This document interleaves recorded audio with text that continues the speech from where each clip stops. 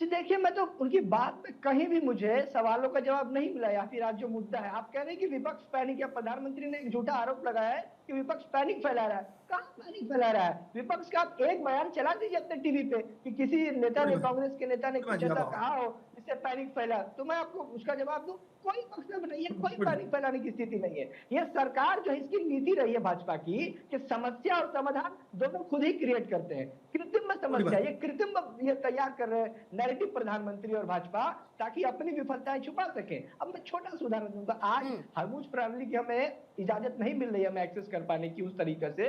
अगर बताइए, कुछ दिन पहले जो हमारे यहाँ नेवल एक्सरसाइज में, जो एक मिलन एक्सरसाइज में, जो वहां का एक युद्ध बेड़ा आया था, जो निहत्था वापस जा रहा था, उसे मार दिया गया था। श्रीलंका जैसा देश वहां पर अपनी बचाव दल भेज पाया, भारत नहीं भेज पाया। अगर भारत उस दिन भेज दिया होता, यहाँ और भी हमारे वरिष्ठ लोग बैठे हैं, वो लोग बताएंगे, अगर भारत उस दिन एक बचाव दल भेज दिया होता डूबते हुए नाविकों को बचाने के लिए, तो शायद इतने से ही हो सकता था कि हमें हर मेरी बात नहीं हो पाई। प्रणाली का एक्सेस मिल जाता। ठीक है, सिंह साहब जवाब दे दीजिए, लेकिन बस इतना कहते हुए आगे बढ़ूंगी। इन्होंने कहा कि एक भी बयान बता दीजिए किसने क्या कहा जिससे पैनिक फैला। ये सीधे तौर पर कांग्रेस के नेताओं ने कहा कि अगर अंतर्राष्ट्रीय हालात ऐसे रहे तो देश में तेल और गैस की सप्लाई पर असर पड़ेगा।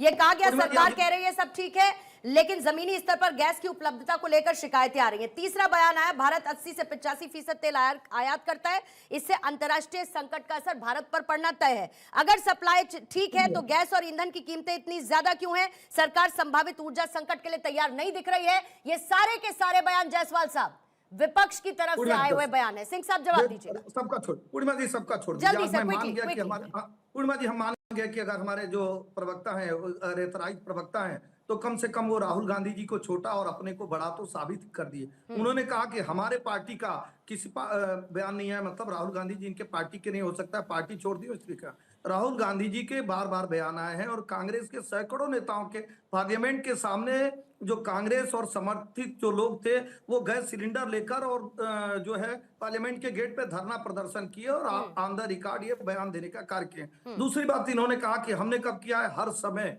आप बाहर जाकर कहते हैं कि भारत में लोकतंत्र ही नहीं है, आप विदेशों में जाकर कहते हैं, मतलब राहुल गांधी जी कहते हैं, जिनको आप छोटा समझ रहे हैं, अपने पार्टी का नेता नहीं समझ रहे, वो कह रहे हैं कि यहाँ तो सिख पगड़ी ही नहीं भारत में बांध सकते हैं। उस लोकतंत्र को कहा कहते हैं जिस लोकतंत्र के माध्यम से आपकी कर्नाटक में भी सरकार है, आपकी हिमाचल प्रदेश सरकार, इस नाते कहा जा रहा है कि हर समय पैनिक उत्पन्न करने का कार्य करते हैं। कौन पैनिक उत्पन्न करने का कार्य करता है? मुझे लगता है कि राहुल गांधी जी, जो अब कांग्रेस में नहीं है, जिनको कांग्रेस पार्टी के प्रवक्ता कह रहे हैं कि वो कांग्रेस में है ही नहीं है, मैं उनको कांग्रेस का नेता ही नहीं मान रहा हूँ। वो राहुल गांधी जी और इनके बड़े बड़े सांसद और विधायक धरना प्रदर्शन सड़कों पे और बयान देने का कार्य करते और कहते हैं। और पांचवी बात मैं कहूंगा, अरे हमारी नीतियों के कारण ही इजराइल भी हमारे साथ और ईरान भी साथ है। लेकिन आज भी जब प्रधानमंत्री की तरफ से बातें कही गई तो उन्होंने ये साफ तौर पर कहा कि सरकार की ये पूरी कोशिश है कि कम से कम प्रभाव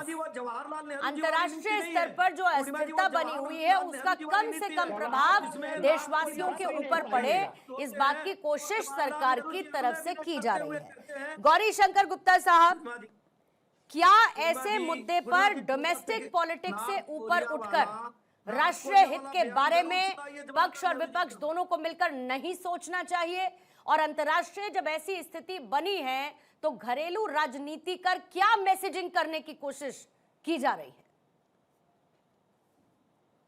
नमस्कार पूर्णिमा जी, ऐसा है कि ये वैश्विक संकट है, इसमें भारत ने कोई ऐसा रोल अदा नहीं किया कि ये संकट पैदा हो।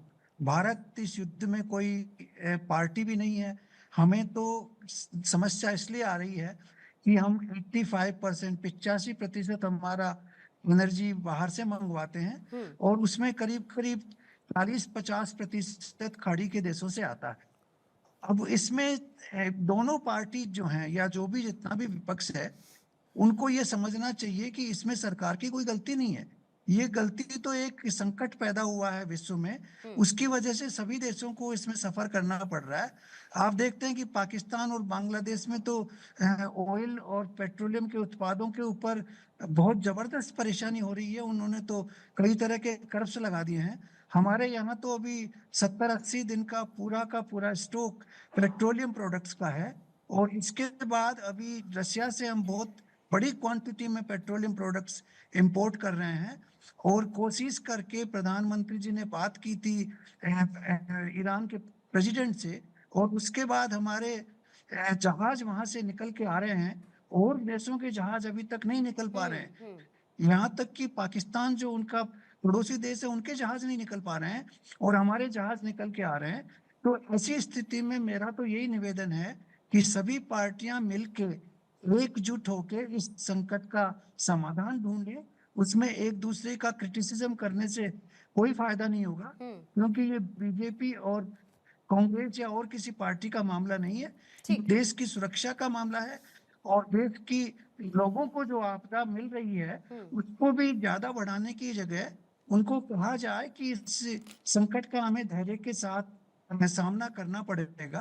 और जो भी ऑल्टरनेटिव सोर्सेज हैं, अभी सिर्फ कुकिंग गैस की कमी है हमारे यहाँ पे, और उसके लिए ऑल्टरनेटिव सोर्सेज जो भी हैं उनको ढूंढ के उसका समाधान हमें करना चाहिए। ये बहुत जाहिर बात है कि अपने विकल्पों को मजबूत करना होगा और जिसके संकट की ज्यादा संभावना देश में है उस पर ज्यादा काम करना पड़ेगा। लेकिन राकेश शुक्ला जी, विपक्ष क्या डूम पॉलिटिक्स करता हुआ नजर आ रहा है या दोनों तरफ से एक नैरेटिव वॉर चल रहा है? देखिए, हमें दो तीन चीजें समझना होगा। पहली बात तो ये समझना होगा कि जो बार बार ये कहा जा रहा है कि भारत सरकार रुख स्पष्ट करे, तो पहला प्रश्न ये है कि क्या अमेरिका, ईरान या इजराइल की तरफ से भारत सरकार से ये कहा गया क्या कि आप कहाँ हैं, आप किसके साथ हैं? ये आवाज़ भारत के अंदर से क्यों उठ रही, सबसे मूल प्रश्न। दूसरा प्रश्न ये उठता है कि यदि आज राहुल गांधी यदि प्रधानमंत्री होते तो किसके साथ होते? वो ईरान के साथ खड़े होते या अमेरिका के साथ खड़े होते? तीसरी बात, जो ये कहा जाता है कि ईरान हमारा बड़ा पुराना मित्र है, बड़ा साथी है, ईरान और भारत के संबंध कभी भी सामाजिक नहीं रहे, सिर्फ व्यापारिक रहे। ये जो तुर्रा दिया जाता है ये बिल्कुल ठीक नहीं है। व्यापारिक संबंध ईरान के और भारत के रहे हैं और वो व्यापारिक संबंध आज भी हैं। यदि भारत के और ईरान के संबंध बहुत सुदृढ़ मानती है कांग्रेस, तो 2005 में जब परमाणु संधि हुआ था तो यूपीए, कांग्रेस नेतृत्व वाली यूपीए सरकार ने उसके खिलाफ वोट क्यों किया था? नहीं करना चाहिए। तो आज वो न्यूक्लियर पावर होता और अमेरिका के सामने सीना तान के खड़ा होता। तो जब उस समय पर कांग्रेस ने राष्ट्रहित में निर्णय किया था, तो आज राष्ट्रहित में निर्णय क्यों नहीं माना जा रहा? अब हम आते हैं गैस में और पेट्रोलियम में। 2012 में कांग्रेस नेतृत्व वाली यूपीए सरकार ने गैस पे राशनिंग कर दिया था। मनमोहन सिंह जी ने साल में 6 सिलेंडर किए थे। फिर एक कांग्रेस का अधिवेशन हुआ, वहाँ राहुल गांधी जी ने कहा कि नहीं मनमोहन सिंह जी 6 सिलेंडर में काम नहीं चलेगा, आप 9 सिलेंडर करिए। अब मनमोहन सिंह ने कहा ठीक है हम 9 सिलेंडर करते हैं, उस पर वाहवाही हुई। आज वर्तमान परिस्थिति में मैं यदि बात करूँ पूर्णिमा जी, आज हमारे पास जो एलपीजी का भंडारण है वो है 1.9 मिलियन टन हमारी जो महीने का, और जो खपत है वो है 2.8 मिलियन टन। यानी भंडारण और खपत में एक बड़ा अंतर है। पेट्रोलियम का जहां तक बात है, पेट्रोलियम आज हमारे पास 10 करोड़ लीटर पेट्रोलियम का भंडारण है। गैस भंडारण पिछले 60 साल में हमारे यहाँ प्रगति नहीं हुई, एक ही भंडारण था। 10 साल में विशाखापट्टनम में एक भंडारण और बढ़ा, इसलिए हम 1.9 में पहुंच चुके हैं। भारत में 3 तरह की गैस का उपयोग होता है, एलपीजी, पीएनजी और सीएनजी। एलपीजी और आपके सीएनजी में कोई दिक्कत नहीं है, क्योंकि एलपीजी मैक्सिमम गैस हम बाहर से लेते हैं 60%, 40% हम अपने यहाँ उत्पादित करते हैं, इसलिए एक समस्या है। लेकिन उसके लिए भारत सरकार की तरफ से ये प्रयास किया गया है कि सारी रिफाइनरी को कहा गया है कि आपके यहाँ जो रिसोर्स है, जो 12% एलपीजी तैयार करती है, उसको 30% तक ले जाइए। तो वो उस पर एक फ्रिक्वेंसली एक प्रयास किया जा रहा है कि एलपीजी का उत्पादन भारत में बढ़े। अब जब हमारे पास अभी 22 दिन का है, 40 लाख टन का एक जहाज हमारे पास आ चुका है एलपीजी का लेके।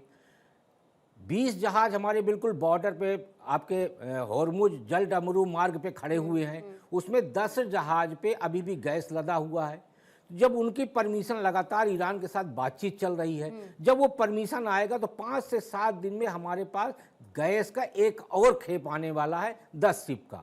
ऐसे में भारत सरकार यदि ये दावा कर रही कि हमारे पास गैस और पेट्रोल को लेकर कोई समस्या नहीं है, तो मुझे लगता है एक बार सत्ता और विपक्ष दोनों को इस मामले में देश में पैनिक ना हो, किसी तरह की दिक्कत पैदा ना हो, ये जिम्मेदारी दोनों को मिलकर निभानी चाहिए, क्योंकि देश दोनों का है। इस पे राजनीति नहीं होनी चाहिए, क्योंकि राजनीति के लिए और भी मुद्दे हैं।